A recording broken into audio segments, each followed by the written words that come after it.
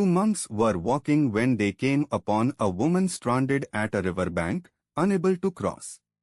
The elder monk lifted her, carried her across, and set her down gently.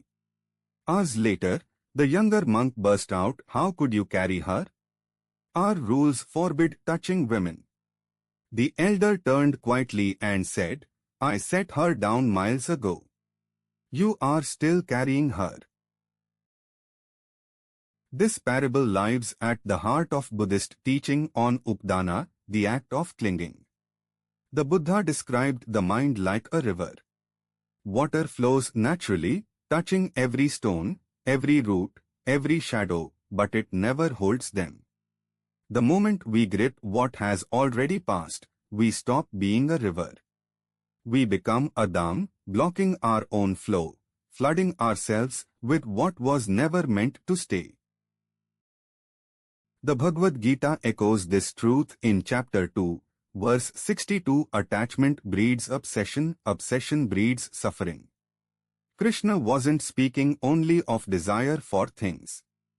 He was speaking of our desperate need to keep old wounds, old arguments, old versions of ourselves.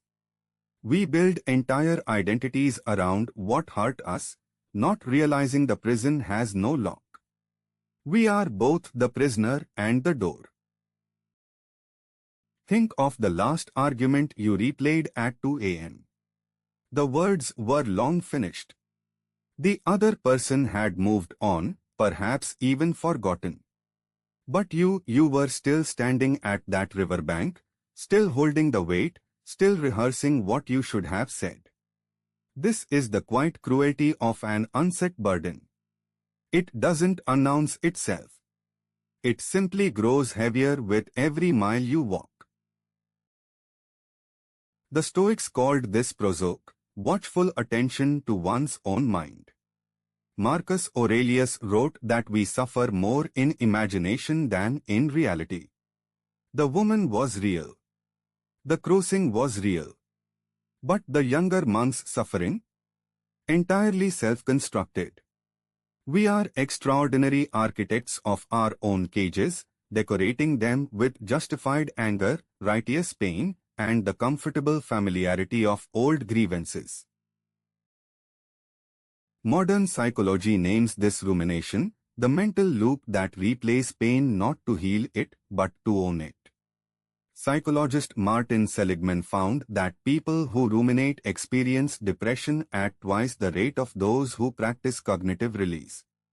We mistake holding on for honoring what happened. But there is a profound difference between processing pain and preserving it like a wound we refuse to let close. Here is what nobody tells you about letting go: it is not forgetting. The elder monk remembered the woman.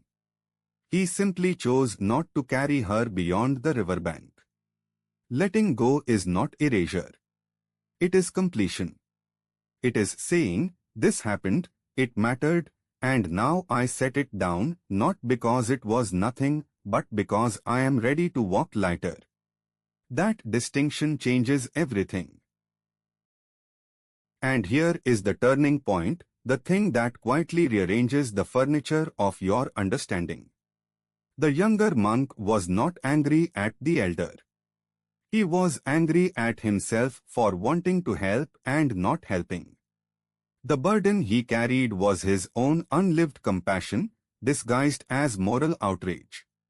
So often, what we cannot release in others is actually something unresolved within ourselves. The river outside reflects the river within. Today, try this. Sit quietly for 5 minutes. Think of one thing you are still carrying, one conversation, one regret, one resentment. Then ask yourself honestly, who is this serving? Not to judge yourself, but to see clearly. Then, with one slow exhale, practice the words, "I set this down." Not forever. Just for today. Even rivers rest in still pools before continuing their journey. Every burden we carry was once picked up with a reason. But reasons change, and seasons change, and the person you are today deserves to walk without the weight of who you were yesterday. The monk set her down at the riverbank. The question is, what are you still carrying, and how many miles ago should you have let it go? Subscribe to LifeVeda for daily wisdom that transforms your life.